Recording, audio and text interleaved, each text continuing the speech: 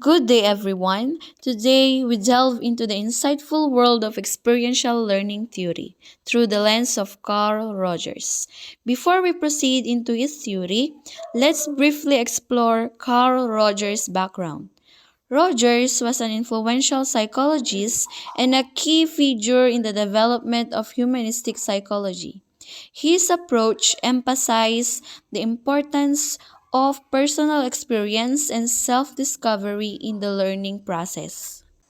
Confucius, the renowned Chinese philosopher, once wisely remarked, "Tell me, and I will forget. Show me, and I may remember. Involve me, and I will understand." It suggests that true understanding comes from the direct experience and personal involvement in the learning process rather than passive reception of information. It aligns with the concept of experiential learning, encouraging hands on engagement for a more profound comprehension. Telling refers to providing information verbally, which may not leave a lasting impression. Showing involves a visual or tangible representation, improving the chances of retention. Involving implies active participation and personal engagement, leading to a deeper understanding.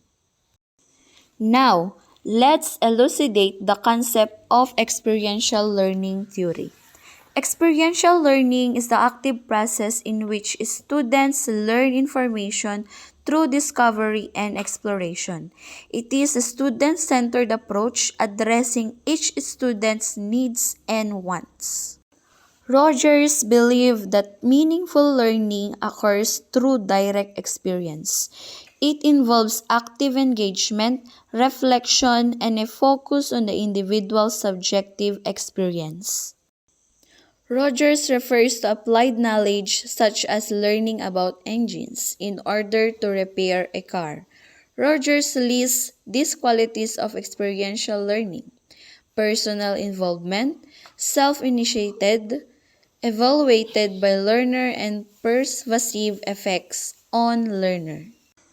Rogers recognized two types of learning style: the cognitive and experiential domain. Rogers acknowledged the cognitive domain of learning, which involves the acquisition and understanding of information. This aligns with traditional academic learning, where memorization and comprehension of facts contribute to intellectual growth. According to Roger, cognitive understanding is not sufficient for meaningful learning. He believed that true learning involves a personal connection and relevance to the individual's experiences and life. On the other hand, experiential domain is a learning that is not only about acquiring knowledge but also about engaging in activities and direct experiences. But how does people start learning? Human beings have a natural potentiality to learn. Absolutely, humans possess inherent potential to learn and adapt throughout their lives. This capacity for learning is a fundamental aspect of our cognitive abilities, allowing us to acquire new knowledge, skills, and behaviors through experiences, education, and exposure to various stimuli. Significant learning occurs when the learner perceives the relevance of the subject matter. When individuals understand how the information relates to their lives or aligns with their objectives, they are more likely to engage with the material on a deeper level. This connection fosters meaningful learning as it goes beyond rote memorization and encourages a genuine understanding of the concepts. Learning is facilitated when the learner participates responsibly in the learning process. When learners actively and responsibly engage in the learning process, it facilitates a more effective and meaningful educational experience. Participation involves taking an active role in discussions, activities, and assignments. Responsible participation includes being attentive, asking questions, and contributing constructively to the learning environment. Self-initiated learning is acquired by doing. When individuals take the initiative to explore, experiment, and engage actively with a subject or skill, they gain first-hand experience. This hands-on approach allows for a deeper understanding and retention of knowledge compared to passive learning methods. Now let's proceed to principles of experiential learning. Learning involves a change in self-organization and self-perception. Learning entails a transformative process. Self-organization, meaning it refers to the reconfiguration of cognitive structures, adapting and integrating new knowledge. Self-perception, how learning influences one's confidence, efficacy, and identity.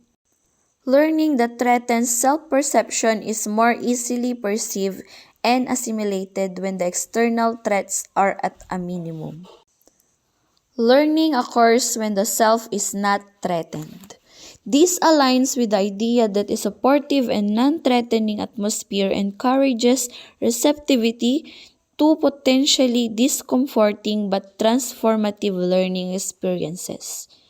Much significant learning is acquired by doing. Next, self-initiated learning involves the whole person. Independence, creativity, and self-reliance are all facilitated when self-criticism and self-evaluation are basic.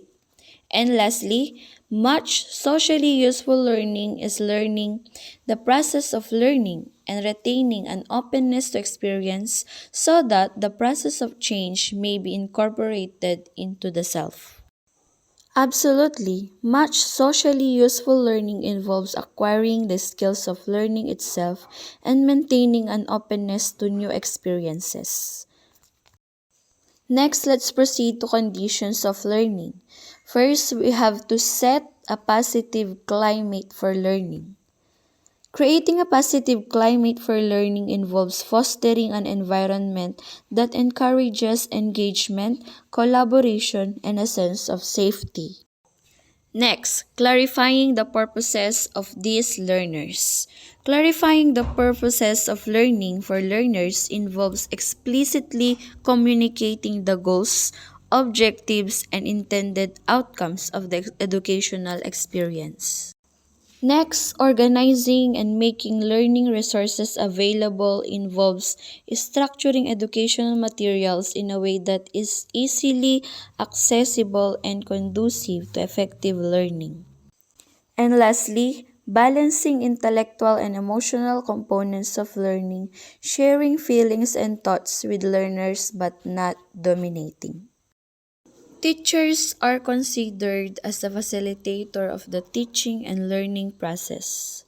The function of teacher is to concentrate on creating a classroom climate to facilitate self-initiated learning, the freedom to learn and the learning to be free. The role of the facilitator or the teacher is to encourage self-confidence and ability in the child or learner and to help them in their growth process and learning. Students must be free and responsible. Granting students freedom and responsibility is essential for fostering a positive and effective learning environment. Freedom encourages exploration. Allowing students the freedom to explore topics of interest or approach assignments in creative ways encourages curiosity and genuine passion for learning.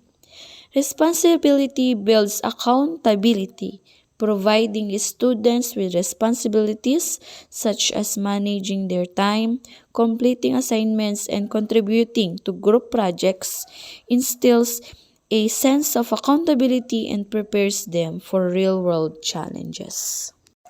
And teacher accepts others' feelings as his own. And another way for a teacher to be a facilitator of teaching and learning, a teacher should value the feelings and opinion of his students. Valuing the feelings and opinion of students is crucial for creating a positive and inclusive learning environment. When teachers actively listen and respect the perspective of their students, they can build trust, encourages participation, promote inclusivity, and it enhances communication. Next, teachers should provide resources and raw materials, guide and assist them to promote independent study habits. And the teacher should provide opportunities for members of the group to share knowledge and learn from one another. Because providing opportunities for students to share knowledge within a group setting promotes a holistic and interactive learning experience that goes beyond individual understanding, contributing to a more enriching educational environment. And the teacher spends most of the time asking questions, encouraging others to speak, and answering learners' questions during activities. And lastly, the teacher is usually moving around the classroom to help address learners' questions or monitor how activities are progressing. Next, we have here the experiential learning cycle. This includes plan, do, and review. In plan, we need to consider these two questions. One, what do you want to learn? And how do you going to learn? Before engaging in a new experience, individuals plan by setting goals, outlining expectations, and considering how they will approach the learning opportunity. Number two, we have the do. No questions, just do it. So, the learner here is actively participating in the hands-on aspect of the learning process, engaging in the actual experience or activity. The do component extends into the active experimentation stage, where individuals actively apply their conceptualizations in real-world situations, experimenting in the knowledge gain. And lastly, we have the review. We need also to consider here two questions. We have the why are this happen and how come. The review component aligns closely with the reflective observation stage, where learners reflect on the concrete experience, analyze what happened, and consider the implications of experience. Again, in plan, we need to set the goal first and decide activities to achieve the goal and decide expected learning outcomes. In do, we need to engage or the students were engaged in the activities and they are self-directed learners. In review, in here we need or the student check the effectiveness or compare the actual outcomes with the expected outcomes. In the implementation of experiential learning theory, we need to consider this. Number one, it can be a highly effective educational method. Number two, learners should involve in the whole learning wheel. Number three, a fun learning environment helps the learner to retain the lessons for a longer period. And lastly, may apply on teaching, experimenting, and even gaming. Implementing experiential learning theory holds several important benefits for both educators and learners. Number one, it enhances engagement. Experiential learning actively involves students in the learning process, making education more engaging and meaningful. Students are more likely to be motivated when they can directly apply concepts in real-world scenarios. Number two, it deeper understanding. Through hands-on experiences, reflection and application, students gain a deeper understanding of the subject matter. This approach goes beyond rote memorization, fostering comprehension and long-term retention of knowledge. Number three, critical thinking development. Experiential learning encourages critical thinking as students analyze and synthesize information from their experiences. This skill is vital for problem solving and decision making in various contexts. Number 4, connection to real world context. By connecting theoretical concepts to real world situations, experiential learning helps students see the practical relevance of what they are learning. This connection enhances their ability to apply knowledge in different scenarios. Number 5, personalized learning. Experiential learning allows for individualized learning experiences. Students can explore topics of interest and tailor their learning paths, accommodating diverse learning styles and preferences. Number 6 is skill development. Besides academic knowledge, experiential learning promotes the development of practical skills such as teamwork, communication, adaptability, and leadership, which are crucial in the professional world. And number 7, increase motivation. The active participation and application of knowledge in experiential learning can boost student intrinsic motivation. When they see the real-world implications of their education, they are more likely to stay engaged and motivated. That's all for today and thank you for listening.